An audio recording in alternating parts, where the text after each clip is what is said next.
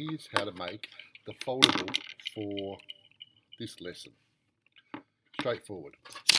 Two sides. So we'll cut it out. We can share it with a partner.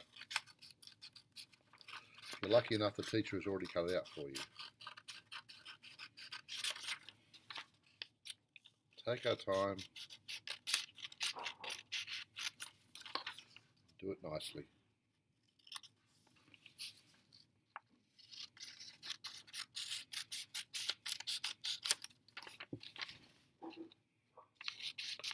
So this will provide a revision tool. Now we've got some dotted lines here. We cut the dotted lines on either side. Now we just fold this in, fold this in,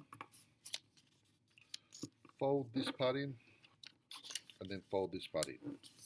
So the range, a measure of spread, the difference between the highest and lowest values, the median, the middle score, the mode, the most common, and the mean, or the arithmetic mean. So, take that